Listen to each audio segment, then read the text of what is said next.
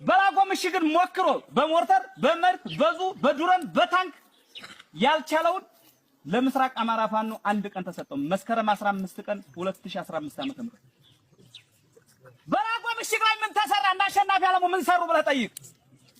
በላጎ ምሽግ ሲሰበር ለ6 ሰዓት ነበር የፈጀው። መከላከያ 9 ጊዜ ያልቻለው በ6 ሰዓት ውስጥ ግን የተሰዋብን የአማራ የቁርጥ ቀን ልጅ አሳረኛው ፋኖ 9 ነበር።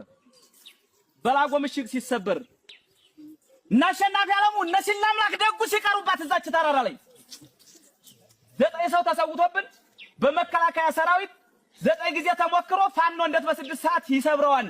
የኔን ስም ወስዳውብኛልና በራቸው ብሎ ለ105ኛ ኮማንዶዎች አብይ አህመድና ምርኮኛው ብርሃኑ ጁላ ትእዛዝ አውርደው ከጀርባችን ተመትተን 104 ሬሳ 143 ቁስለኛ ይዘን ወጣን። በመከላከያ ሰራዊት የአማራ ህዝብ ልታውቀው ይገባሃል ይሄን።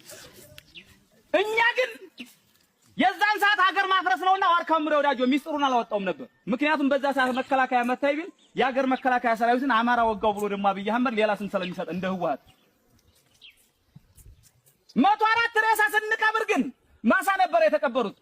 ቤተክርስቲያን እንኳን አላገኘንም ነበር፣ ሰዓት ስላልነበረን 143 ቁስለኛ የሚያሳክምልን አልነበረም። የዛን ሰዓት አሳረኛው ፋኖ ግን ያንን ውጊያ ከጀመረ በኋላ ተሐድሶ እንኳን ይደረግላችሁ ቢባል አፈር እንበላለን እንጂ ራያ የኛ እናቶች እያለቀሱ እኛ እዚህ አንቀርም። 104 የተሰዋ 143 ቁስለኛ ይዘን ወጥተናል። ራያ መሬት እናልቃለን እንጂ አንመለስም ነው ያለው። መስከረም 23 ቀን ራያን ነፃ ወጣን። ከዛ በኋላ ምን አደረገን? እነዚህ ለአምላክ ደጉ ቤተሰቦች ጥቁራቸውን ሳይገፉ የናሸናፊ አለሙ ቤተሰቦች ጥቁራቸውን ሳይገፉ የ104ቱ ቤተሰቦች ሀዘናቸውን ሳይረሱ የ143 ቁስለኞች ሕክምና ሳያደርጉ አብይ አህመድ ምን አለ? ተጥቅፍቱ አለ። እኛ እኮ ጥያቄያችን የወንድ ጥያቄ እኮ ነው።